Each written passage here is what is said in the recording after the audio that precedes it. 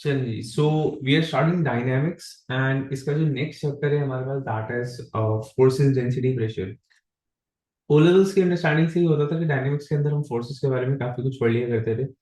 और अभी जब एएस के अंदर डायनामिक्स एंड फोर्सेस को अलग अलग देखते हैं तो एक कंफ्यूजन रहती है, और पढ़ने के हवाले से भी कंफ्यूजन रहती है। जब हम पासवर्ड्स भी कर रहे होते हैं तो कौन सा हिस्सा जो है डायनेमिक्स वाला है, कौन सा हिस्सा जो है वो फोर्सेस डेंसिटी प्रेशर वाला है, दोनों के कॉन्सेप्ट में क्या क्या फर्क है, तो गौर से सुनिएगा। देखिए, माहौल एक सा लगेगा आपको पढ़ते वक्त, उसके अंदर भी जब नेक्स्ट चैप्टर में आएंगे तो आप फोर्सेस की बातें कर रहे होंगे, यहाँ पर भी आप फोर्सेस की बातें कर रहे हैं। लेकिन the difference between dynamics and the chapter forces is dynamics में आप laws of forces, laws of motion पढ़ रहे हैं actually, how a force can affect a motion. ठीक है ना? तो इसमें हमारे पास तीन लॉज हैं। ठीक है, famous laws, you know that, उनको रिव्यू करना है और बहुत डिटेल में रिव्यू करना है। यहाँ पे ओ लेवल्स में बस उनके थोड़े बहुत स्टेटमेंट्स वगैरह देखते हैं और F equals to M A की हद तक हम पढ़ते हैं।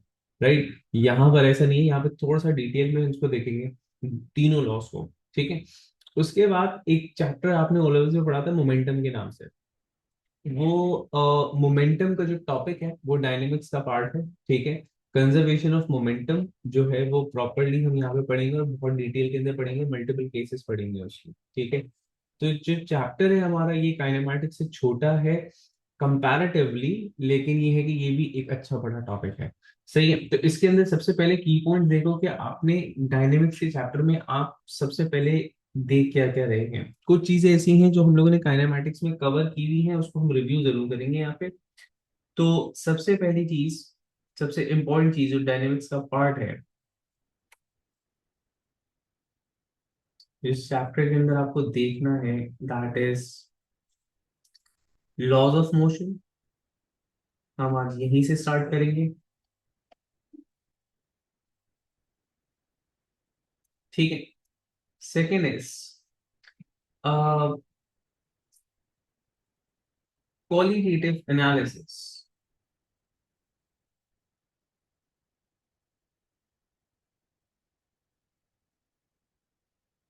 Of non linear motion as an non uniform acceleration वाले जो मोशंस होते हैं। ठीक है ना? तो नॉन लीनियर मोशन,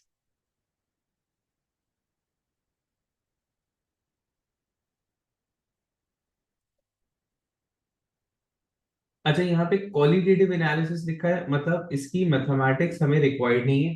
हम इसको एनालाइज करेंगे थ्रू ग्राफ्स, हम थ्योरेटिकली इसको एनालाइज करेंगे।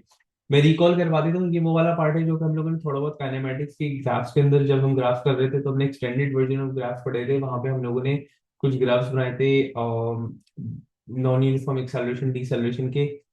स्पेसिफिकली केस बता देता हूँ, टर्मिनल वेलोसिटी वाले केसेस हम लोगों ने कुछ ड्रॉ किए थे। राइट, तो ये एक्चुअली वो है। ठीक है ना? तो इसको हम रिकॉल जरूर करेंगे, ये हम कर चुके हैं already. And third and important one is conservation of linear momentum. तो actually momentum and conservation of linear momentum लिख देता हूँ क्योंकि हम मोमेंटम भी सेपरेटली पढ़ेंगे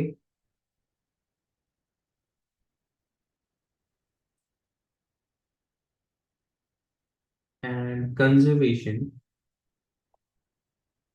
of linear momentum.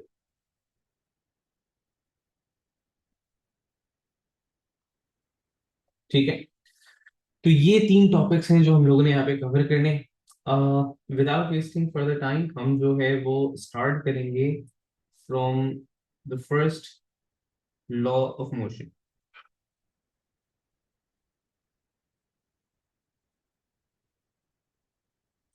First law की सबसे पहले स्टेटमेंट है, आप मेरे साथ साथ लिखेंगे एंड उसके बाद फिर हम इसको एक्सप्लेन करेंगे। तो सबसे पहले हम देख रहे हैं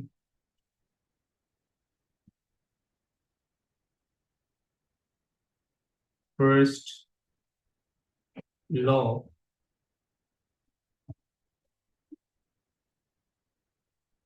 ऑफ मोशन। चलिए, स्टेटमेंट्स आती हैं पेपर टू में लिखने को, तो एग्जाम में एक्सपेक्ट किए कि आप एक प्रॉपर, जिस तरह स्टेटमेंट है उसकी एग्जैक्टली वैसी लिखें। ठीक है, तो हर लॉ की स्टेटमेंट हम यहाँ लिख रहे हैं सो दैट एक प्रॉपर आपको पता हो कि आपने क्या स्टेटमेंट लिखनी है। बाज़ औक़ात क्या होता है कि हम एक्सप्लेन कर देते हैं ठीक है ना, जहां हमसे पूछा जाता है डिफाइन कर दो, प्रिंसिपल लिख दो, स्टेटमेंट बता दो, वहां पे यूजली हम एक्सप्लेन कर देते हैं। हमें एक्सप्लेन नहीं करना, हमें स्टेटमेंट बतानी है, वेदर इट मेक सेंस और नॉट, बट हमें स्टेटमेंट देनी है। चलेगी, तो according to the first law of motion,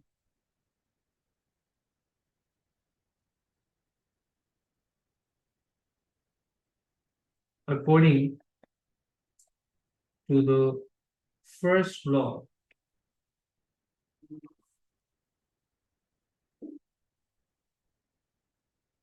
of motion,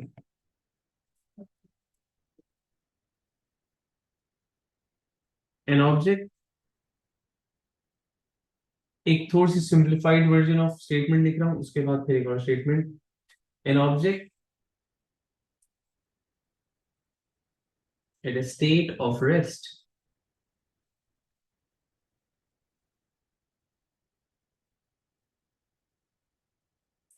will remain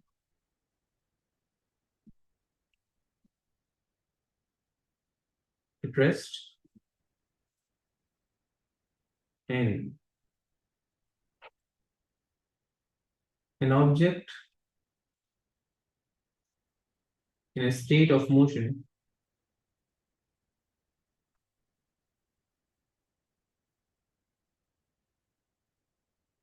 will remain in uniform motion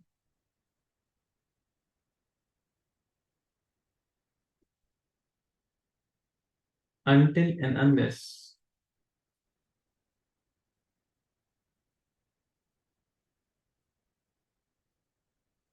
acted upon by an unbalanced force, unbalanced resultant net, जो भी बोले, unbalanced non zero force. ठीक है, चलिए, ये आपके पास हो गया फर्स्ट लॉ का स्टेटमेंट। अब इस बात का मतलब क्या है? इस बात का मतलब ये देखिए, इसमें दो पार्ट्स हैं। पहले object at rest, object in uniform motion. ठीक है, वो ये कह रहा है, सबसे पहली चीज वो ये कह रहा है कि अगर किसी भी ऑब्जेक्ट के ऊपर लगने वाली फोर्सेस, फोर्सेस हो, बहुत सारी हो, 3 हो, 4 हो, 10 हो, लेकिन फोर्सेस आपस में बैलेंस्ड हो, इक्विलिब्रियम का केस बन रहा हो, जैसे हमने वेक्टर्स में पढ़ा था, फोर्सेस बैलेंस्ड हो, there is no resultant force.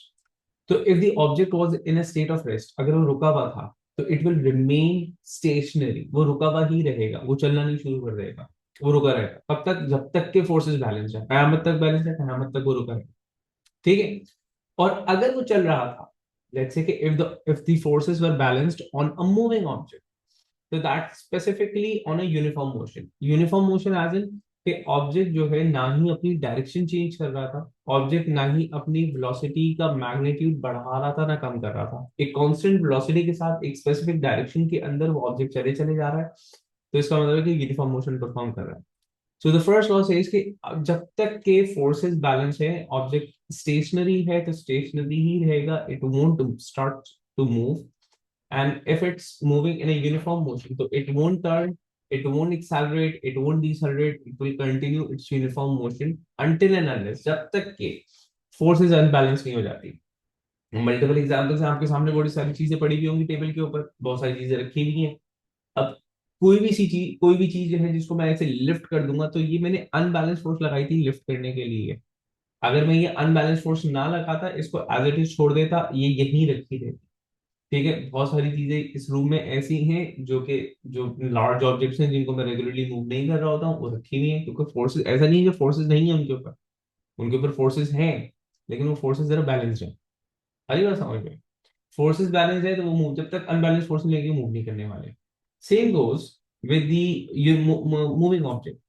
तो जैसे फॉर एग्जांपल हमने कहा, एक डायग्राम के थ्रू देख रहे हैं इसको।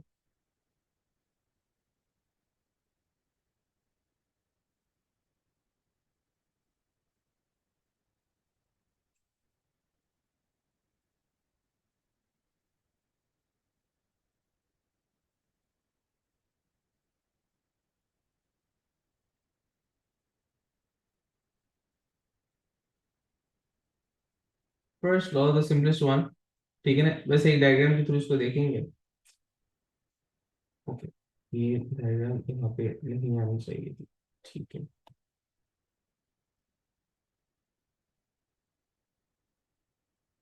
चलिए थोड़ी सी सिंप्लीफाइड जो है वो हम डायग्राम देख लेते हैं। फॉर एग्जाम्पल मैंने कहा कि आई हैव अ फ्लोर, और उस फ्लोर के ऊपर कोई भी एक ऑब्जेक्ट जो है, स्टेशनरी ऑब्जेक्ट रखा हुआ है। सॉरी,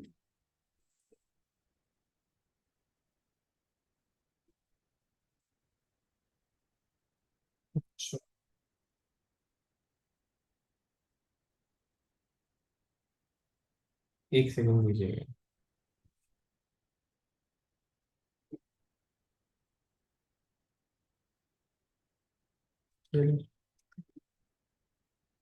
ओके, सो कोई भी टेबल है, कोई फ्लोर है आपके पास, उसके ऊपर एक ऑब्जेक्ट, लेट से अ बुक और समथिंग, वो रखा हुआ है। ठीक है, एंड इट्स स्टेशनरी। स्टेशनरी क्यों है, समझने वाली बात यह है कि ऐसा नहीं है कि स्टेशनरी इस वजह से है कि उसके ऊपर कोई फोर्स नहीं लग रही। फोर्स तो लग रही है, लेकिन मतलब कि एक फोर्स नहीं लग रही होगी, मल्टीपल फोर्सेस लग रही है हमेशा किसी भी ऑब्जेक्ट के ऊपर। देखें, कुछ नहीं है तो एक अनकंडीशनल फोर्स, वेट तो लग ही रहा होगा ना डाउनवर्ड, ठीक है ना, एक वेट लग रहा है उसका। और फिर वी नो दैट के if weight is there then the normal reaction force जो कि सरफेस लगा रहा होगा, that would also be there. ठीक है, तो ये जो वेट है और जो नॉर्मल रिएक्शन फोर्स है, ये बैलेंस आउट हो रहे हैं। ठीक है, ऑब्जेक्ट मूव नहीं कर रहा। लेट्स से कि अगर कोई फोर्स, लेट्स से अगर कोई force from the from the left लग रहा है इसके ऊपर टुवर्ड्स राइट, तो डेफिनेटली अगर ये स्टेशनरी मूव नहीं कर रहा तो सेम अमाउंट का फोर्स इधर से भी लग रहा होगा। कोई सा भी फोर्स हो सकता है, कोई सी भी फोर्स हो सकती है इसको, मतलब एयर प्रेशर कह लो या कुछ भी कह लो, ठीक है ना, तमाम फोर्सेस बैलेंस्ड है। If the forces are balanced तो ये मूव नहीं कर रहा। ठीक है, तो मैंने कहा कि तमाम फोर्सेस जो हैं,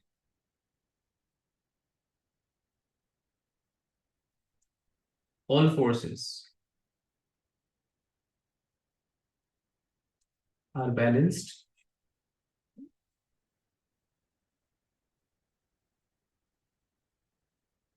ऑब्जेक्ट रिमेन्स स्टेशनरी। इस चीज को हम एक नाम देते हैं, हम इसको बोलते हैं स्टैटिक इक्विलिब्रियम का। Static equilibrium as in the forces are balanced and the object is not moving, equilibrium condition के अंदर।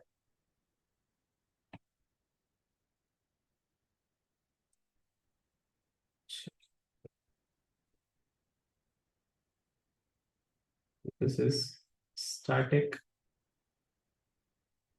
इक्विलिब्रियम।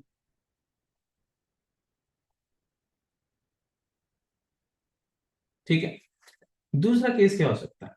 दूसरा केस ये हो सकता है कि द ऑब्जेक्ट इज मूविंग। ठीक है ना, for example if there is a car और समथिंग, ठीक है, I really want to bring this car over here. ये मैंने बड़ी मेहनत से बनाई हुई है, लेकिन I don't know why this good note is not supporting me over here. तो मैं एक और ट्राई करूंगा इस कार को वहां ले जाने की। ठीक है, चलिए जी, ये बहुत मेहनत से ड्रॉ की हुई कार है।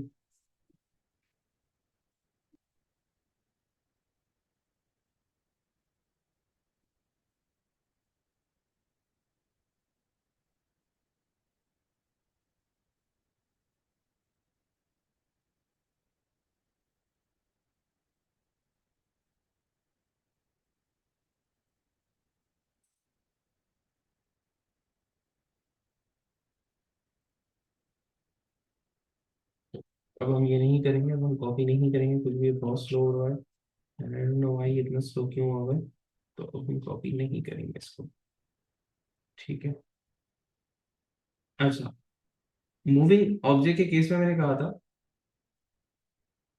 कि देखो एक कार मूव कर रही है। अब वो मूव क्यों कर रही हो सकती है, देखो एक तो प्रोबेबली एक इंजन एक फोर्स लगा रहा होगा। ठीक है ना, उस इंजन वाली फोर्स को हम ड्राइविंग फोर्स का नाम दे देते हैं, जो इंजन फोर्स लगा रहा है। एक इसको रेजिस्टिव फोर्सेस लग रही होंगी, फ्रिक्शन की वजह से लग रही होंगी, एयर रेजिस्टेंस की वजह से लग रही होगी, उसको मैं रेजिस्टिव फोर्सेस का नाम दे देते हैं एफ आर। ठीक है, तो मैंने कहा अच्छा, इसके अलावा भी कुछ फोर्सेस होंगी, जैसे देखो डेफिनेटली वेट तो इसका भी होगा, ठीक है।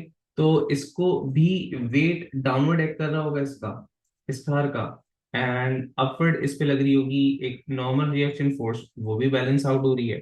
तो अगर ये तमाम फोर्सेस बैलेंस आउट हैं और ऑब्जेक्ट मूव कर रहा है, तो object is moving with a uniform velocity. Uniform velocity मतलब ना एक्सेलरेट कर रहा है ना डिसेलरेट कर रहा है, डायरेक्शन चेंज कर रहा है। तो यहाँ पर मैंने कहा मैं लिखूंगा all forces,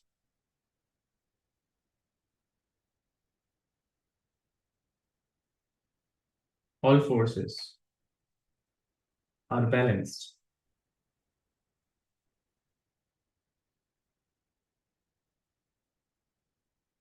Object moves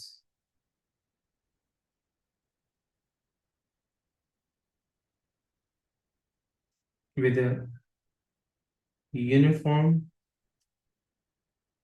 velocity, ठीक है ना। ऐसे केस में जहां पे फोर्सेस बैलेंस्ड हो और ऑब्जेक्ट यूनिफॉर्म मोशन परफॉर्म कर रहा हो, इसे हम कहते हैं dynamic equilibrium.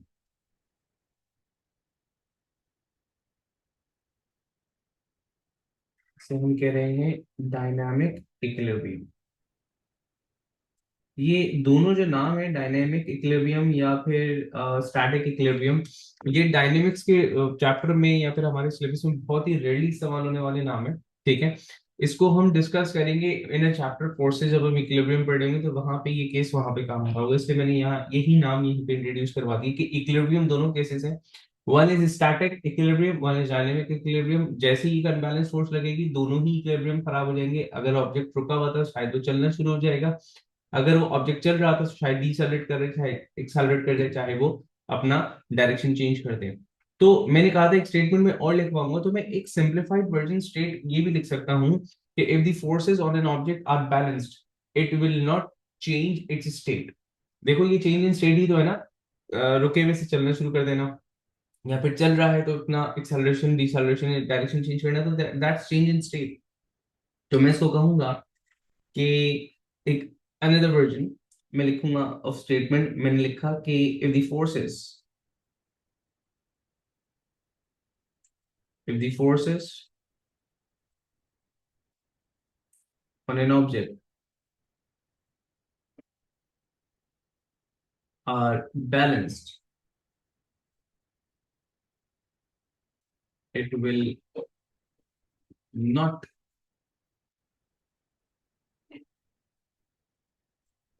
change its state, ठीक है। चेंज इन स्टेट, और यूं भी कह सकता हूं कि चेंज इन स्टेट सिर्फ और सिर्फ अनबैलेंस फोर्स की वजह से ही होता है। तो ये हमारी अंडरस्टैंडिंग्स हैं जो हम की पॉइंट्स अपने जहन में रखेंगे कि change in state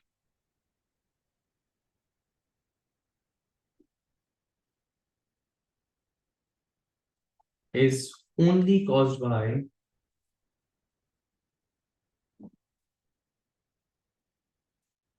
an unbalanced force।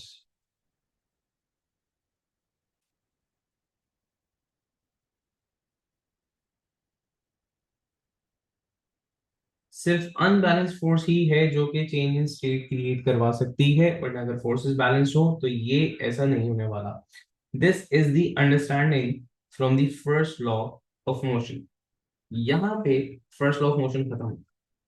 अब फॉर एग्जाम्पल कि एक अनबैलेंस फोर्स लग ही गई है, फोर्सेस अनबैलेंस हो ही गई, ठीक है ना। अब चाहे वो ऑब्जेक्ट रुका हुआ था, चाहे वो ऑब्जेक्ट मतलब मोशन परफॉर्म कर रहा था, उसका मोशन उसका स्टेट चेंज होने वाला है, ठीक है ना। अब what would happen and what the unbalanced force would have an effect of the motion on the object, वो चीज आपके पास सेकंड लॉ के अंदर है, ठीक है। तो अब देख रहे हैं सेकंड लॉ, ये थोड़ा सा लंबा, ठीक है ना। हम देख रहे हैं second law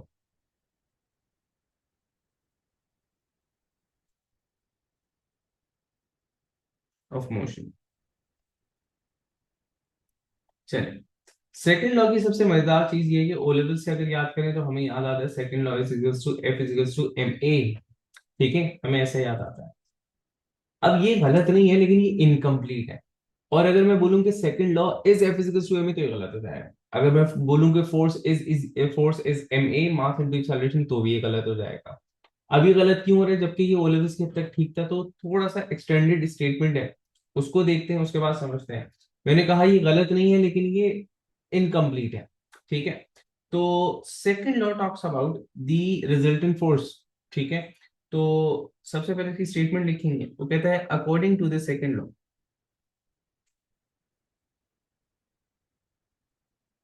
according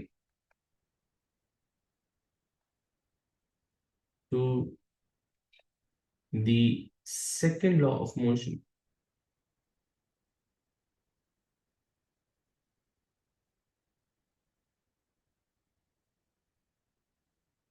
the resultant force, resultant as in the unbalanced force, ठीक है, the resultant force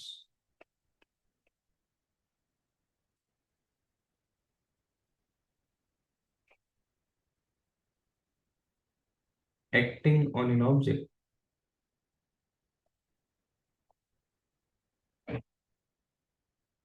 is equals to its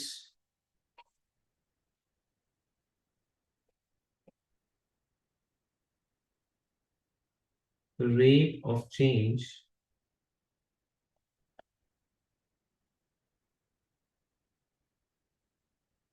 in momentum. Now that's surprising कि मोमेंटम आ गया है यहाँ पे। हमने फिजिक्स 2 में पढ़ा था, तो ये क्या चीज है? ये एग्जैक्टली exactly ऐसे ही है आपके पास। अब यहाँ से फिजिक्स 2 को समझ लेंगे वहाँ वो कहाँ से आया था। सबसे पहले इसकी स्टेटमेंट देख लेते हैं कि देखो सेकंड लॉ तो ये कह रहा है कि जो रिजल्टेंट फोर्स है ना एफ, वो है rate of change of momentum के बारे में, के इक्वल, ठीक है ना। अब ये जो पी है ये यहाँ पे मोमेंटम है। अब सबसे पहले डेफिनेटली मोमेंटम को समझेंगे, ठीक है ना, what momentum is, what change in momentum is, and then what rate of change of momentum is. ठीक है, तो थोड़ा सा पहले साइड में आकर के मोमेंटम को समझते हैं। अब देखिए मोमेंटम को ना हम यहाँ पे बार बार छेड़े होंगे। अभी यहाँ पे मोमेंटम को सिर्फ डेफिनेशन, सिर्फ मोमेंटम को एज अ क्वांटिटी समझ रहे हैं ताकि हम सेकंड लॉ को समझ सकें। कंजर्वेशन ऑफ मोमेंटम बिल्कुल लास्ट में देख रहे हैं, ठीक है। मोमेंटम क्या है? मोमेंटम को हम डिफाइन करते हैं, momentum is defined as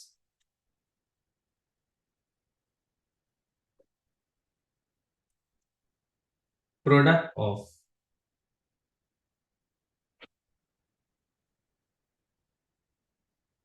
mass and velocity of a moving object. अच्छा, ये ऑफ अ मूविंग ऑब्जेक्ट जो है वो हर दफा आपने स्टेटमेंट में नहीं लिखना है, तो मैंने लिख दिया है यहाँ पे। It's a product of mass and velocity, ठीक है ना। मोमेंटम को हम पी से रिप्रेजेंट करते हैं, जैसे मैंने पीछे लिखा था। तो मोमेंटम होता है आपके पास m into V, mass into velocity, right. So this is the momentum.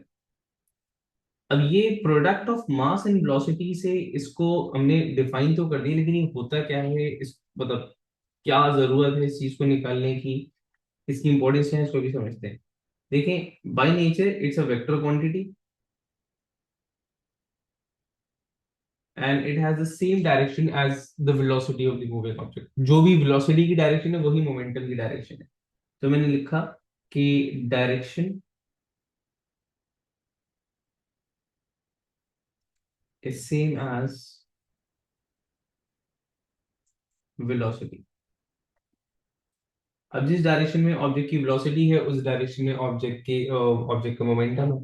And similarly since मैंने कहा वेक्टर क्वांटिटी, तो अगर वेलोसिटी के कंपोनेंट्स बने हुए हैं तो मतलब मोमेंटम के भी कंपोनेंट्स बने हुए होंगे आपके पास, है ना। अच्छा, इसका यूनिट एक दफा लिख लेते हैं ताकि फिर हम एक्सप्लेनेशन की तरफ आए। इसका जो यूनिट है,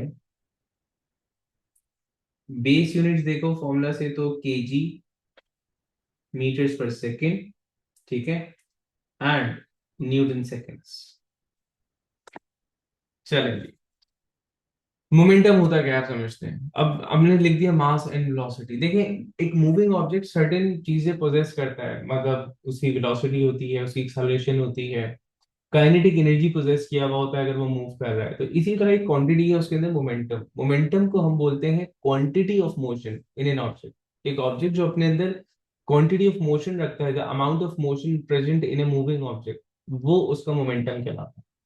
मोमेंटम को समझना सबसे आसान होता है through a collision, through an interaction, through an hitting, through an striking. मतलब जब एक मूविंग ऑब्जेक्ट किसी दूसरे ऑब्जेक्ट से जाकर के टकराएगा, तब जाकर के मोमेंटम को समझना स्लाइटली आसान हो जाए। ठीक है। चलते हुए ऑब्जेक्ट को मोमेंटम समझना चलते हुए ऑब्जेक्ट से वो थोड़ा सा ट्रिकी पार्ट है। तो मोमेंटम को इस तरह समझे कि देखें, मल्टीपल एग्जांपल्स हमारे सामने हो सकती हैं। The best example to understand momentum and the collision in the conservation, तो कंजर्वेशन बाद में आ जाएगी, लेकिन मोमेंटम वो हम एक कॉमन सी एग्जांपल होती है, हम कैरम बोर्ड से, हम स्नूकर टेबल से दे रहे होते हैं। लेकिन अगर मैं सिर्फ momentum, the amount of motion को समझाने की कोशिश करूं, तो वो इस तरह, थोड़ी सी लेंथी एग्जांपल है लेकिन समझिएगा। देखिए फॉर एग्जांपल कि if you are standing at side of a road, right, और आपके सामने से तीन गाड़ियां गुजरनी है। The first car that passes is let's say a Mehran, ठीक है, छोटी सी कार है। दूसरी गाड़ी जो है वो कोई एक सेडान टाइप की कार है। और तीसरी जो कार है वो आपके पास कोई एसयूवी है। एंड ऑल थ्री कार्स जो आपके सामने से गुजर रही हैं, उनकी स्पीड फिक्स है 20 मीटर पर सेकेंड। ठीक है ना। अब मेहरान गुजरेगी, you'll have a feel, you'll have a chill of वही गाड़ी गुजरी है सामने से। उसके बाद गुजरी एक सेडान, कोई करोला, कोई सिटी, कोई इस टाइप की गाड़ी। लेकिन जब एसयूवी गुजरेगी, द फील, जो फील आ रहा होगा आपको एसयूवी की गुजरने का, ठीक है ना, तो जो मोशन फील होगा आपको, वो सबसे ज्यादा होगा। Now that thing is basically the momentum of that car. Reason क्या था कि उसका मास सबसे ज्यादा था, तो उसका जो अमाउंट ऑफ मोशन था वो सबसे ज्यादा। अब लेट्स से कि वो तीनों कार्स, लेट्स से कि वो जाकर के हिट करती हैं, ठीक है ना, विद द सेम स्पीड ना, 20 मीटर पर सेकंड की स्पीड से जा रही है, वो किसी भी एक चीज को हिट कर रही है, किसी पोल साइन को हिट कर दिया फॉर एग्जाम्पल हमने। तो आपके हिसाब से सबसे ज्यादा इफेक्ट किसकी हिटिंग पर आएगा? डेफिनेटली मेहरान की हिटिंग पर मेहरान को ज्यादा आना चाहिए, लेकिन वो एक अलग टॉपिक है, खैर। लेकिन पोल साइन को नुकसान सबसे ज्यादा किस पर आना चाहिए? जब आपको एसयूवी जाकर के हिट करेगी। द पॉइंट है कि एसयूवी के अंदर जो अमाउंट ऑफ मोशन मौजूद था, वो सबसे ज्यादा था। ठीक है। वो जब पोल साइन से टकराया, तो उसने जो ट्रांसफर किया अपना अमाउंट ऑफ मोशन, वो मैक्सिमम था, तो पोल साइन स्लाइटली नहीं ज्यादा मूव किया। तो हम जिसे कहते हैं ना जी, पोल साइन टेढ़ा हो गया था, तो टेढ़ा तो बिल्कुल हुआ था। लेकिन ये है कि अगर आप इसको मोमेंटम की जबान में बोलेंगे, तो actually it had a moment, it had a motion. उसको मोशन पर दिया गया था, किसने दिया था? उस कार ने। अब वो एक साइड से फिक्स था, वो दूसरी साइड से मूव करके टेढ़ा हो गया, दैट्स ऑल। अच्छा, इसी तरह अगर मैं एक थर्ड दूसरी एग्जांपल लूं, मैंने कहा देखें, इस दफा तीनों कार आप सेडान, तीनों गाड़ियां हैं सेडान है, तीन सेडान आपके सामने गुजरती हैं, one with speed of 10, one with speed of 20, one with speed of 30। आपको सबसे ज्यादा इफेक्ट किसका फील हो रहा होगा? Definitely the car that moves with 30। आपको लगेगा ओके भाई, कोई चीज गुजरी है, ठीक है ना। So that is what momentum is, ठीक है ना। Momentum a quantity of motion, कितनी ज्यादा मकदार है मोशन की, that depends upon two factors. Object का मास कितना है, कितना हेवी मास मूव कर रहा था। दूसरा, ऑब्जेक्ट की वेलोसिटी क्या थी। अ ट्रेन अपने प्लेटफॉर्म पे बहुत स्लोली मूव कर रही होती है, इट गिव्स चिल्स, ठीक है ना। रीजन क्या? That's what motion momentum is. अब हमने चेंज, आई होप मोमेंटम का थोड़ा बहुत आइडिया हुआ होगा। अब हमने समझना है कि व्हाट चेंज इन मोमेंटम। देखिए, मोमेंटम चेंज बिल्कुल हो सकता है ड्यू टू टू रीजंस। अगर ऑब्जेक्ट कम का वेलोसिटी इंक्रीज हो जाए, डिक्रीज हो जाए, या डायरेक्शन चेंज हो जाए, तो मोमेंटम चेंज हो गया। ठीक है। तो a momentum can be a change in momentum can be caused by change in velocity। change in velocity मतलब acceleration, या फिर deceleration, या फिर आपके पास change in direction। this would cause a change in momentum। लेकिन अगर मैं कहूं कि change in momentum can also be caused by change in mass of an object moving with a uniform velocity। ये वाला जो केस है बड़ा इंटरेस्टिंग बन जाता है। ये वाला जो केस है सेकंड लॉ को डिफरेंशिएट करता है ओ लेवल्स वाले सेकंड लॉ से। क्या ये पॉसिबल है कि एक ऑब्जेक्ट है यूनिफॉर्म वेलोसिटी के साथ मूव कर रहा है और उसका मास चेंज हो गया? मतलब ये तो सिर्फ इंडियन फिल्म में देखा था ना, वो एक बच्चा भागते भागते भागते बड़ा हो जाता है। ये वाला केस नहीं है। एक्चुअली हम बात कर रहे हैं सिस्टम की। System as in the entire system जो कि मूव कर रहा है और उसका मास चेंज हो रहा है। For example conveyor belts.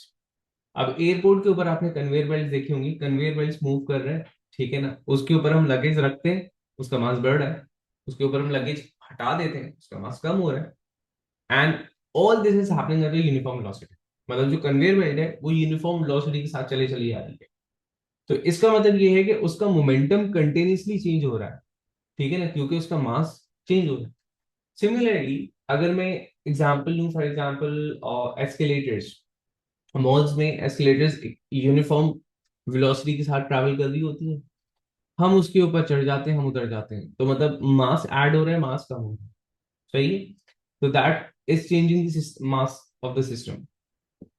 और फर्दर एग्जांपल अगर, एक्चुअली तो ये कार्स में भी होता है लेकिन कार्स में इतना सिग्निफिकेंट चेंज नहीं आएगा, लेकिन हम फ्यूल की एग्जाम रॉकेट की एग्जांपल है, रॉकेट का फ्यूल। देखिए रॉकेट के अंदर जो फ्यूल होता है ना, that is filled up with a quantity comparative size of its own mass. मतलब जो रॉकेट का अपना मास होता है तकरीबन उतना ही, लगभग ऐसा ही होता है, अच्छा खासा होता है। और वो कंज्यूम भी इसी रेट के साथ होता है।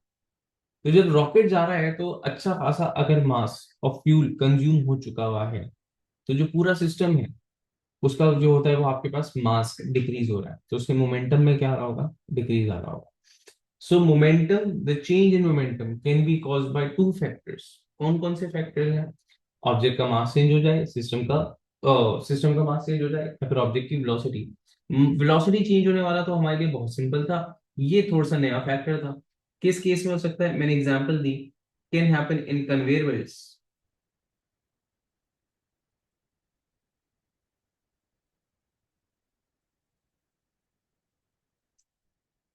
रॉकेट्स, एंड बहुत सारी एग्जांपल है, ठीक है ना। इवन के आगे जाके मैं डिस्कस भी करूंगा, बलून की एग्जांपल मैं आप लोगों के साथ डिस्कस करूंगा, होस पाइप की एग्जांपल मैं आपसे डिस्कस करूंगा, जहां पे आप ये चीज, इस चीज को अंडरस्टैंड कर लोगे। बहुत इंटरेस्टिंग सा फैक्ट करेंगे, ठीक है ना, फिर आप रियलाइज करोगे अरे हाँ यार ऐसा तो होता है। ठीक है, चले। So this is momentum and change in momentum. Coming back to the second law states that के the resultant force, जो भी resultant force act कर रही होती है ऑब्जेक्ट के ऊपर, that is actually equal to the rate of change of its momentum. Momentum का चेंज का जो रेट होता है वो रिजल्टेंट फोर्स के बराबर होता है। अब यहां से इस चीज को रिलेट करें कि आपने बोल, अभी मैंने एक एग्जांपल दी कि वो जो गाड़ी है उसने पोल साइन को हिट किया, पोल साइन को हिट किया तो पोल साइन टेढ़ा हो गया, तो मैंने कहा उसने मोमेंटम ट्रांसफर किया था, अपना मोमेंटम ट्रांसफर किया तो वो पोल साइन टेढ़ा हो गया। और आपके जहन में होगा सर फोर्स भी तो लगी थी, मतलब ऐसा नहीं है कि फोर्स लगने से वो टेढ़ा हो रहा था। तो यस, दोनों एक ही बात है। मोमेंटम का transfer is equal to the force. This is what second law is. तो सेकंड लॉ को अगर मैं जरा अब ओपन करके लिखूं तो वो ऐसे समझिएगा। और यहां से हम F equals to M A को भी देख रहे हैं कि वो गलत, गलत नहीं, इनकम्प्लीट क्यों कहा? मैंने कहा चेंज इन मोमेंटम किस वजह से आ सकता है? कि ऑब्जेक्ट की वेलोसिटी चेंज हो जाए, या फिर चेंज इन मोमेंटम किस वजह से आ सकता है? सिस्टम का मास चेंज हो जाए।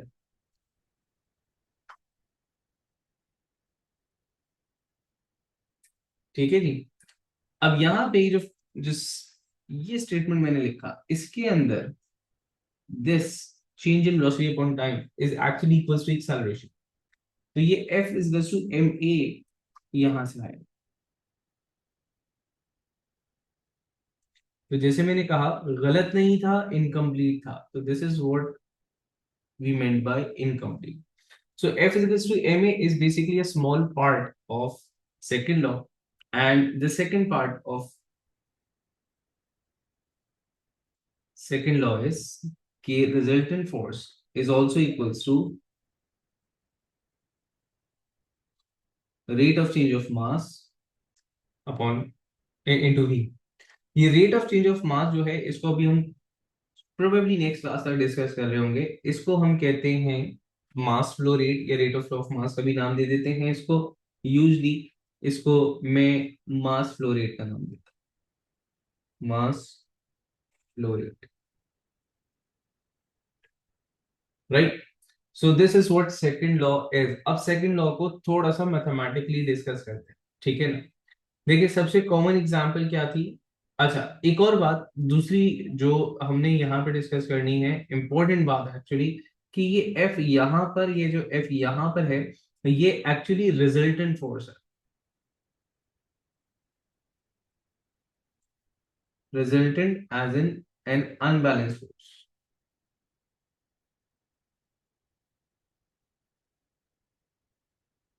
ठीक है।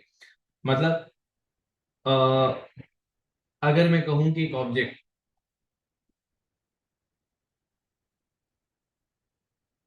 हमारे पास मौजूद है,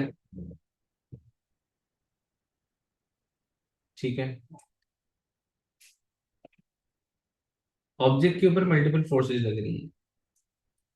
एक फोर्स लग रही है फॉरवर्ड डायरेक्शन में, और एक सिंप्लीफाइड फोर्स लग रही है बैकवर्ड डायरेक्शन में। फॉरवर्ड और अपवर्ड डाउनवर्ड की जो फोर्सेस है वो बैलेंस आउट हुए हैं, तो मैं उसको लिख नहीं रहा।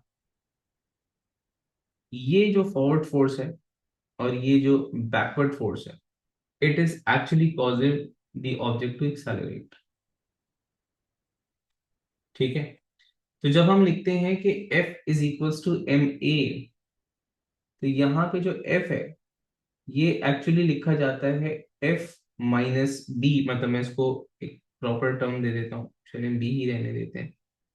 F minus B, forward minus backward, is equals to M, ठीक है।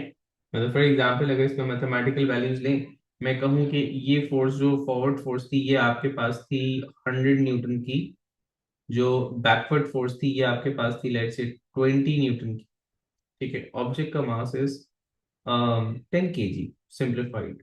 तो मुझे इसकी एक्सेलरेशन अगर मालूम करनी है या फिर इस पे रिजल्टेंट फोर्स मालूम करनी है, तो सबसे पहले इस पे जो रिजल्टेंट फोर्स लग रही है, that is 100 - 20, that is 80।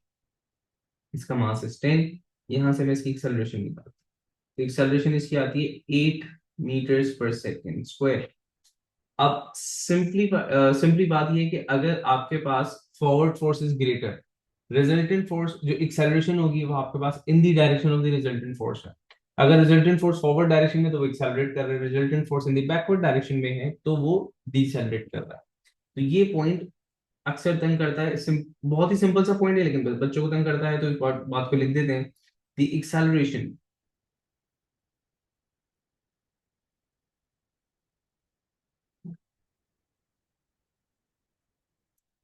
is always in the direction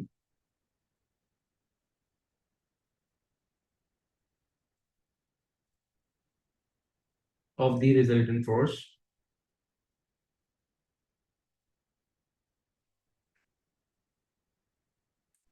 ठीक है। मतलब अगर फोर्स बैकवर्ड होगी तो वो डिसलेट। अच्छा, देखो रिजल्टेंट अगर मुझे निकालना है तो मैं फॉरवर्ड माइनस बैकवर्ड करूंगा ना, इसलिए मैंने एफ माइनस बी लिखा था। मतलब रिजल्टेंट फोर्स, आप रिजल्टेंट वेक्टर्स आप किस तरह सॉल्व कर रहे होते थे? अगर आपको वेक्टर को रिजॉल्व करना है तो वो आप किस तरह करते थे? अब अगर पैरेलल है तो अलजेब्रिकली जो उसको है वो ऐड सब्ट्रैक्ट कर वही काम किया है। लेट से कि इसके ऊपर फोर्सेज लग रही होती है वो नॉन पैरेलल होती है, तो क्या मुझे कंपोनेंट्स बनाने पड़ते हैं या वेक्टर ट्रायंगल बनाना पड़ता है? यस, बिल्कुल ऐसे ही, मुझे कंपोनेंट्स बनाने पड़ते हैं, मुझे वेक्टर ट्रायंगल बनाना पड़ता है।